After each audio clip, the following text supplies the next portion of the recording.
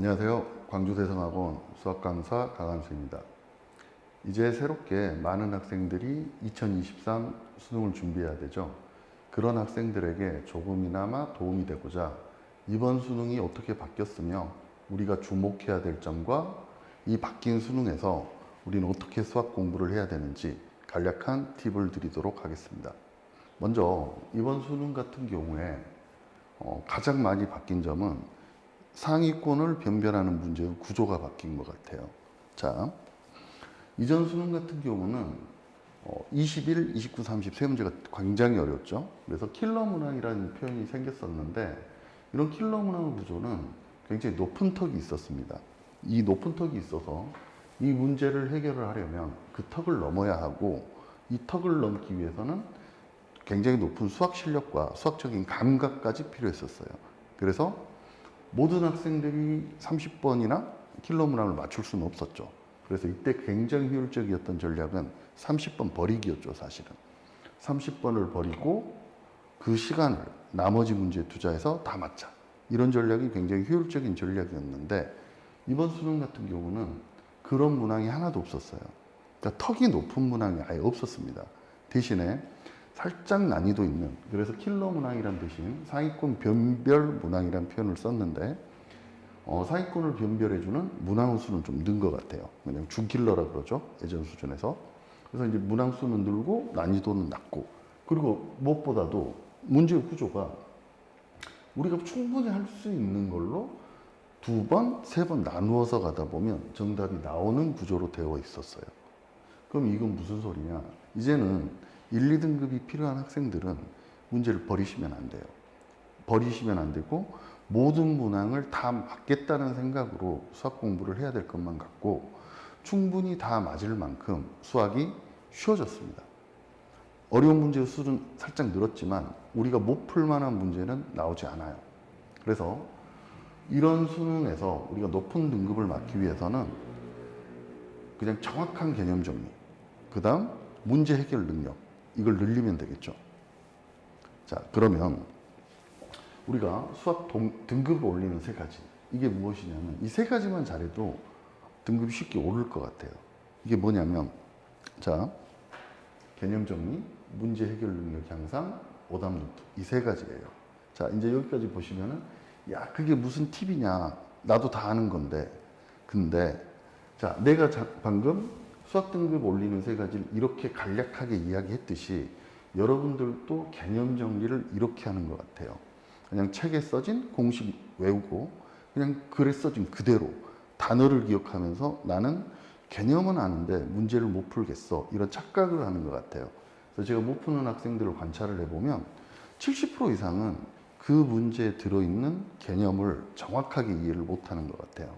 그럼 이제 정확하게 내가 개념을 이해했다는 건 어떤 의미냐면 손가락을 사용하듯이 그 개념을 자유자재로 사용할 수 있어야 돼요. 그래서 이제 개념 정리는 구체적으로 사용할 수 있게 일상 언어로 예시문항까지 같이 옆에 있는 뭐 친구나 동생에게 설명을 해줄 수 있을 정도로 정리가 돼 있으셔야 돼요. 그게 그 정도 개념 정리가 돼 있다면 그 다음 이제 문제를 풀 때 아는 개념을 가지고 활용을 해야 되는 거잖아요. 근데 이제 활용을 할 때는 개념만 가지고 문제를 푸는 게 아니죠. 이제 문제를 푸다가 막혀요. 막히면 자, 이제 여기서 우리가 생각을 해봐야죠. 아, 1이라도 넣어볼까? 자, fx를 구해야 되는데 못 구한단 말이에요. 그럼 f1이라도 구해봐야 되는 거죠. 만약에 fx를 구해야 되는데 f1도 나는 못 구하는 상황이다. 그럼 이 문제는 버리셔야 되는 거죠. 근데 f1은 나는 구했다. 그럼 f1을 구했던 방법 그대로 fx를 구하시면 되는 거죠. 이렇게 대입이라도 해볼까? 그 다음, 아, 이거 한 번에는 어려우니까 나누어서 해볼까? 이게 수학에서 제일 많이 쓰는 알고리즘이에요. 케이스 바이 케이스. 나누어서 세거나 풀어보는 거. 이번 수능에도 케이스 나눠서 하면 쉽게 풀리는 문제가 많았죠. 그리고 세 번째, 오답 노트예요. 오답 노트는 자, 많은 학생들이 보면 문제 적고 풀이 적고 이렇게 하는데 그게 무슨 효과가 있을까요? 풀이는 해설지에도 그대로 나와 있는 거고 문제는 문제집에 있는 거고. 근데 이제 그걸 스크랩을 해서 모아는 건 이렇게 자료로서는 되게 가치가 있는데 별 느낌이 없어요. 그래서 제가 이제 공부를 아주 잘하는 학생 오답 노트를 본 적이 있는데 제가 하는 농담이나 멘트 이런 거 위주로 적어요. 아, 나는 왜 이때 이 생각을 못했지? 이렇게 오답 노트는 자, 느낀 점이나 도움되는 멘트. 그러니까 일기나 반성문이나 감상문의 느낌으로 실제 그때 느꼈던 감정이나 자기가 미처 생각했지 못했던 것들. 그리고 또 하나. 중학교 도형이 수능에 나오죠. 근데 나는 도형만 나오면 힘들어 죽겠어. 근데 저희가 그런다고 해서 중학교 도형을 다시 다 공부를 할 수는 없잖아요. 그러면 지금부터 수능 보는 날까지 문제를 풀다가 중학교나 고등학교 도형 관련 어려운 문제가 나오시면, 혹시 틀린 문제가 나오시면 도형에 관한 성질은 따로 오답 노트 하시기를 추천드립니다. 이유는 뭐냐면 도형이라는 거는 성질을 알더라도 관찰이에요. 이 그림에서 내가 아는 성질을 찾을 수 있다 없다거든요. 그래서 10번 본 학생과 100번 본 학생이 찾는 능력이 다릅니다. 자, 이번 수능에서도 13번, 29번 도형 문제 이제 두 개가 있는데 13번은 이제 도형은 아닌데 도형으로 풀 수는 있는 거죠. 그래서 도형 문제에서 15번이나 29번 같은 게 쉽게 풀리시려면 본인이 못 봤던 그림들을 따로 모으시고 그 그림을 자주자주 보세요. 그러면 어느 순간부터 그림이 보이기 시작할 겁니다.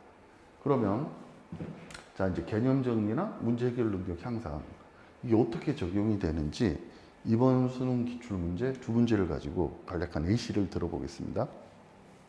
자, 이번 수능 14번 문제죠.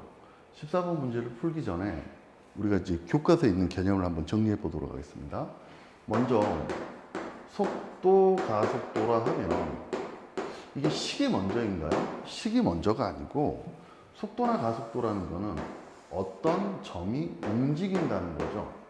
그러니까 우리는 움직임을 관찰을 하는 거고 이 움직임을 관찰을 할 때 미분이라는 스킬을 통해서 속도, 가속도 또는 적분이라는 스킬을 통해서 변이, 양이나 이동, 거리를 구하는 거죠.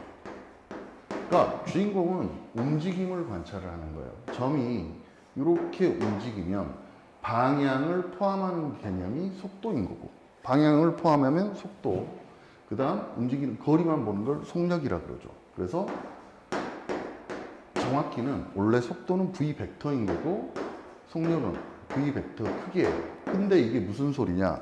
벡터가 빠졌습니다. 지금 벡터가 선택으로 빠졌기 때문에 수투건 선택 미적이건 벡터 표현을 쓸 수가 없어요. 그렇기 때문에 지금 현행 교육과정 내에서는 속도, 가속도 이 움직임은 점이 수직선 운동을 할 수밖에 없습니다. 왜냐하면 이 속도의 방향을 플러스와 마이너스로 표현을 할 수밖에 없기 때문에 저희가 지금 관찰하는 거는 다 점이 왔다 갔다. 그러니까 전진, 후진이라는 표현을 쓰겠습니다. 플러스면 전진, 마이너스면 후진. 이 개념이에요. 그러니까 평면에서 움직이는 점이 없기 때문에 점이 수직선을 왔다 갔다만 하는 거예요. 아시겠죠? 그럼 우리는 일단 수직선에서 점을 관찰을 하는구나. 자, 그리고 이제 두 번째 내용 다 아는 내용이에요. 인테그랄 알파에서 베타까지 속도를 적분을 하시면 위치의 변화량이 나옵니다. 위치의 변화량이 나오고 알파에서 베타까지 속력을 적분을 하시면 총 이동 거리 개념이 나오는 거죠. 이게 이제 교육과정에 있는 내용들인데 근데 이걸 수식으로 안다고 해서 개념 정리가 된 게 아니에요. 자, 한번 봅시다. 만약에 위치를 나타내는 이 문제처럼 위치를 나타내는 애가 3차 함수라고 돼 있어요. 이렇게 3차 함수로 이렇게 돼 있으면 자, 이 그림이 뜻하는 건 뭐냐면 점은 어떤 수직선을 전진했다 이 순간부터 후진을 합니다. 여기까지. 자, 전진했다 후진했다 다시 계속 전진을 하는 그냥 이 3차 함수 모양을 보시면 점이 전진했다 후진했다 다시 전진하는구나 이렇게 보이셔야 되는 거예요. 그럼 이 정도 개념을 가지고 이 문제를 다시 한번 봐보겠습니다. 자, xt에서 우리가 주목할 점은 이쪽은 모르겠다. 인수는 모르겠는데, 자, x0은 0이구나. x1은 1이구나. 이 소리는 무슨 소리냐면, 자, 0초일 때는 원점에 있었고, 다음, t가 1초일 때도 원점으로 온다는 얘기죠. 어떤 점이 원점을 출발을 해서 1초 뒤에는 다시 원점으로 온다는 이야기겠죠. 자, 그럼 여기에 따라서 나는 알 수가 없죠. 어떻게 움직이는지. 뭐 이렇게 쭉 이렇게 뭐 어떻게 움직이는지 아직은 가늠을 못하고. 그럼 이 조건은 뭔가요? 이 조건은 이건 다 알잖아요. 아, 0에서 1까지 이동 거리가 2다. 아, 1초 동안 그냥 거리를 이만큼 움직였구나. 0에서 출발을 해서 1초 동안 어딘가를 움직이다가 다시 원점으로 오는데 총 이동 거리는 2야, 이 뜻이에요. 자, 그럼 기억부터 봅시다. 기억은 0에서 1까지 VT, DT는 0이냐. 자, 교과서 기본 내용이죠? 0에서 1까지 위치의 변화량은 없니? 0일 때 0이었고 1일 때 0이니까 기억은 당연히 맞습니다. 다음, 니은은 XT가 XT가 1보다 큰 순간이 0하고 1초 사이에 존재하니, 자, 마이너스 1과 1 여기를 넘어간 적이 있니라고 물어보는 거죠. 1초 동안 말이 안 되잖아요. 여기를 넘어갔어요. 근데 여기를 넘어가면 반드시 다시 이쪽으로 돌아와야 되는데 넘어갔다가 돌아오면 거리가 2가 넘겠죠. 그러니까 0에서 1초 동안 1이나 마일을 넘어간 적이 없죠. 여기까지도 계산을 안 하셔도 돼요. 당연히 틀렸죠. 존재할 수가 없는 거죠. 다음, 디귿은 0에서 1 사이에서 모든 t에 대해서 xt가 1 미만이면, 자, 그림을 다시 그려보겠습니다.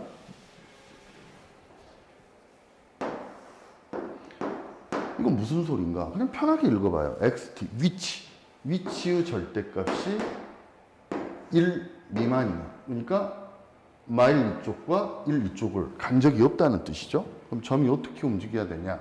t2가 0인 t2가 존재하느냐? 이건 무슨 소리예요? 자, t가 0초일 때 0이고 t가 1초일 때 0이 없는데 0과 1이 아닌 다른 어떤 시간에 원점을 지나갈 수밖에 없다, 이 뜻이잖아요. 그럼 모양을 한번 상상을 해볼까요? 자, 이렇게 가요. 못 넘어가죠? 돌아와요. 근데 여기서 이제 더 돌아가시면, 거리를 맞추기 위해서 더 돌아가셔서 이렇게 오시면 어때요? 존재하죠? 그럼 이게 안 되게 한번 모양을 상상을 해봐요. 이렇게 갔어. 이렇게 갔는데 이렇게 가. 근데 0을 안 갈 거거든? 0을 안 가니까 여기서 다시 턴, 이렇게. 그럼 이렇게 오면 존재하지 않을 수도 있잖아요 라고 하시는데, 이 그림이 어떤 그림인가요? 속도가 한 번 바뀌었고, 두 번 바뀌었고, 세 번 바뀌었죠. 3차 함수는 이렇게, 도함수로 보시면 이렇게. 속도가 3차 함수는 최대 두 번밖에 못 바뀌는 거잖아요. 그런데 지나가지 않고 다시 원점으로 돌아오시는데 거리를 2까지 움직이시려면 한 번, 두 번, 세 번 이상은 속도가 바뀌어야 되는 거잖아요. 그러면 불가능하다는 이야기죠. 안 지나보면. 그래서 이 모양은 이렇게 될 수밖에 없는 거죠. 그래서 분명히 원점을 지나는 어떤 시간 t2가 있다는 거예요. 아시겠죠? 이번에는 공통영역 마지막 문제 22번을 살펴보겠습니다. 22번을 보시면은 이전 마지막 문제들과는 결이 좀 많이 다를 거예요. 일단 시동을 걸기가 편해졌고 웬만큼은 차근차근 내려갈 수 있을 거예요. 하지만 이 문제를 풀다 보면 막힙니다. 그럴 때 필요한 능력은 어떤 거냐면, 자, 케이스 바이 케이스, 케이스 바이 케이스, 그냥 나누어서 생각을 해보는 거죠. 이걸 잘 모르겠으니까 이럴 땐 어쩔까, 저럴 땐 어쩔까, 케이스 1, 케이스 2, 케이스 3 이런 식으로 케이스를 나눠보시고 그 모든 케이스들을 생각을 해보시는 거죠. 자, 근데 여기서 팁을 하나 드릴게요. 여기서 팁은 시험을 볼 때와 수능이라고 쓸게요. 시험을 볼 때와 공부를 할 때의 케이스 바이 케이스는 달라야 합니다. 일단 수능을 보실 때는 시험을 보실 때는 자, 쉬운 순으로 쉬운 것부터 그다음 두 번째 확률이 높은 애부터 정답일 확률이 높은 애부터 이렇게 하셔야 되는 거고 공부를 하실 때는 모든 케이스를 확인을 해 보셔야 돼요. 모든 케이스를 확인하면서 수학 실력이 느는 겁니다. 자, 그러면 이 문제는 일단 시험 본다는 가정하에서 풀이를 해볼게요. 자, 문제를 읽어보시면서 자, 최고차 계수가 2분의 1인 3차함수인데 f'x가 0인 2차함수죠. 도함수는 구간 길이 이만큼을 읽었을 때 실근의 개수를 gt다. 아, 그러면 여기서 알 수 있는 거 gt의 값은 0 아니면 1 아니면 2겠네요.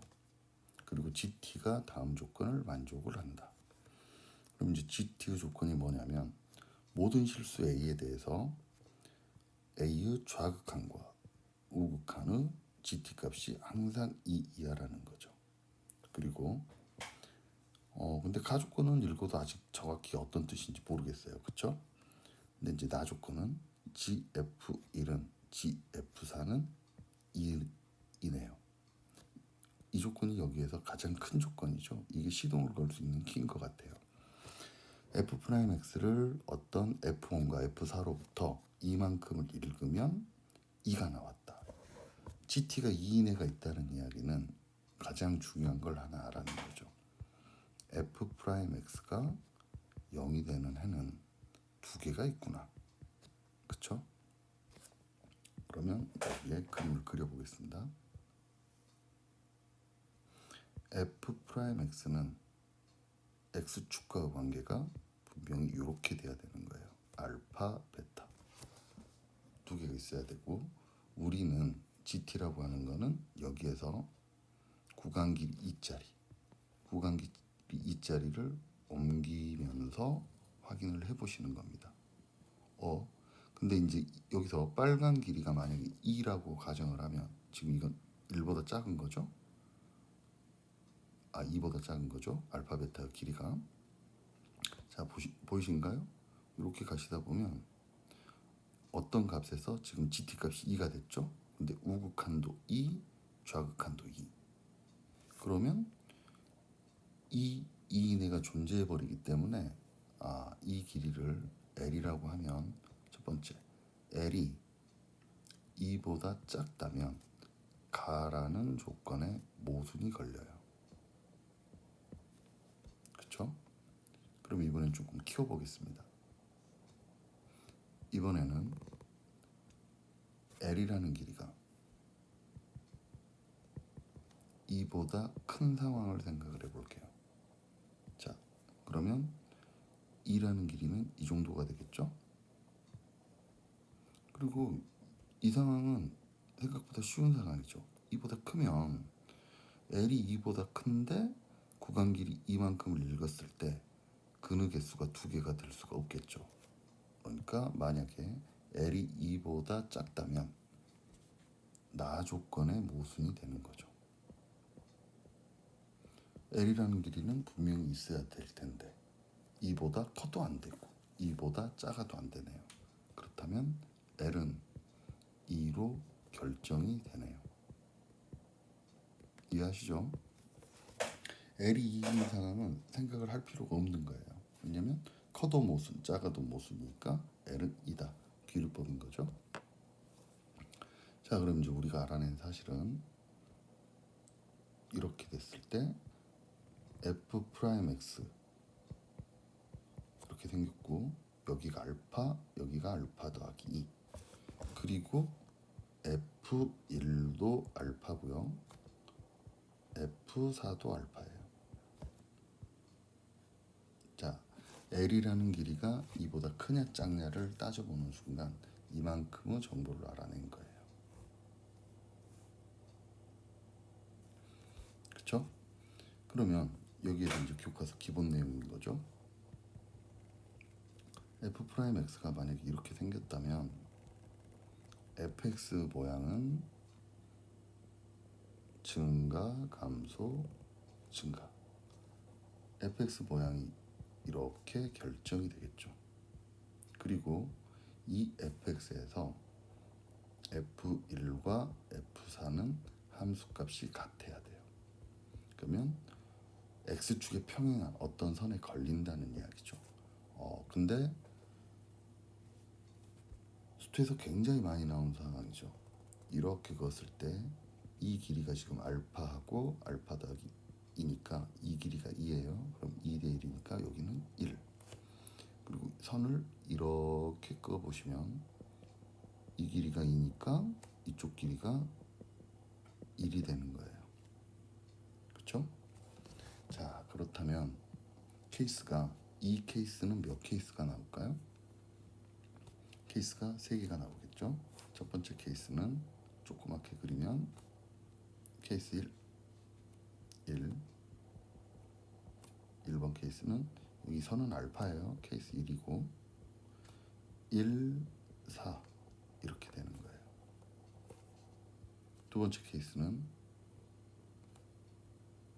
이렇게 여기가 알파고 이쪽이 1, 이쪽이 4가 되는 거죠. 케이스 2. 물론 케이스 3도 있습니다. 케이스 3은 이렇게 되는 거예요. 이렇게. 그래서 이 구간 길이가 2니까 당연히 1, 4 이런 케이스가 있겠죠. 그리고 여기가 알파예요. 이건 지금 수능 상황을 놓고 푼다고 했으니까 이 케이스 중에 가장 확률이 높은 게 어떤 걸까요? 이 케이스 중에 가장 확률이 높은 거. 저희가 이제 확인을 해야 될 거는 이 조건을 확인을 해야 되는 거죠. GF0이 1인 이 상황을 고려를 하셔야 되는데 케이스 1을 봅시다. 케이스 1은 0이 이쯤 있고요. 케이스 2는 0이 이쯤 있겠죠. 그러면 케이스 2는 알파라는 애로부터 fx가 분명히 알파 더하기 2일 텐데 알파라는 곳으로부터 한참 떨어져 있겠죠. 케이스 1은 알파로부터 조금 덜 떨어져 있을 거고 이 함수값이니까. 자, 그렇다면 이 수능 상황에서는 당연히 케이스 1이 확률이 가장 높기 때문에 케이스 1을 확인을 하셔야죠. 그럼 케이스 1을 확인을 해보겠습니다. f'x는 이렇게 알파 더하기 2. fx 모양은 이렇게. 그리고 이렇게 그었을 때 여기가 알파고 여기가 1이고 여기가 4가 되는 거죠. 근데 이 그림을 종합해 보시면 알파가 1이어야 된다는 걸 알 수 있는 거고, 그렇죠? 알파가 1, 그럼 알파 더하기 2는 3. 자, 그러면 fx는 간단한 인수 정리에 의해서 x-1의 제곱 x 빼기 4 더하기 1 그리고 최고차는 2분의 1이 되는 거죠. 그럼 이제 우리가 확인해야 될 거는 GF0이 1이 되는지만 확인하시면 되는 거죠. 그럼 F0은 넣어보시면 마이너스 1이고 GF0은 G 마이너스 1이에요. 그럼 G 마이너스 1의 의미는 이 F'X를 마이너스 1에서 1까지 관찰을 해서 실근 개수를 찾으라고 하는 거니까 1을 만족을 하죠. 그래서 1번 케이스에서 정답이 나왔으니까 시험 볼 때는 더 이상 확인을 할 필요가 없는 거죠. fx는 이렇게 결정이 됐고 구하라고 하는 f5는 2분의 1 곱하기 4의 제곱 곱하기 1 더하기 1이죠. 그래서 정답은 9예요. 그리고 공부를 하실 때는 팁은 모든 케이스를 해보셔야 돼. 케이스 1을 확인해 보시면 GF0이 0이 나와서 되지 않고요. 케이스 3을 계산을 해보시면 얘는 이 상황이죠. 1, 4 이 점을 t라고 놓고 계산을 해보시면 t가 1 또는 4가 나와서 결국은 케이스 1, 2와 일치하는 상황이 나옵니다. 그래서 이런 그림이 안 나온다는 거죠. 자, 문제를 한번 다시 천천히 보시면은 특별히 어려운 수학 내용은 없어요. 구간 길이가 2보다 크다 작다를 따지는 능력 한번. 그리고 F1은 F4기 때문에 1번 그림이냐 2번 그림이냐 3번 그림이냐 이걸 따지는 능력. 근데 케바케를 하실 때는 케이스 바이 케이스를 하실 때는 시험을 보실 때는 쉽고 확률이 높은 거 먼저 확인을 하시고 공부를 하실 때는 모든 케이스를 따져서 수학 실력을 높이시기 바랍니다. 시간 관계상 공통 영역 두 문제를 예시로 들었습니다.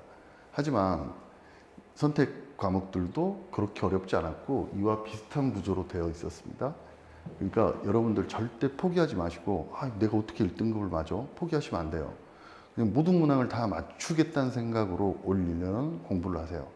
제가 여러분에게 추천드리는 방법은 지금 이미 수학이 완성이 되어 있지 않다면은 6월 정도까지는 기출문항을 가지고 연습을 하세요.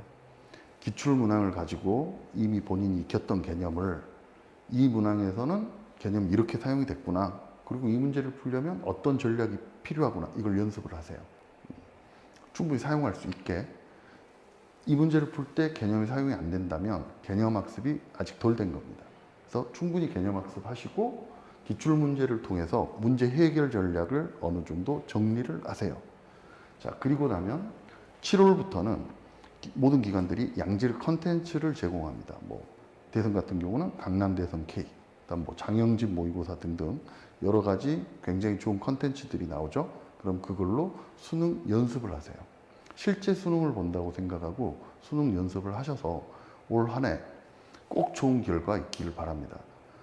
광주 대성에서는 2월부터 6월까지는 기출 문제를 통한 실전 개념반이 진행이 되고 7월부터 11월까지는 강대 K를 시작으로 해서 실전을 대비할 수 있는 양질의 컨텐츠를 제공하는 수업들이 개강이 됩니다.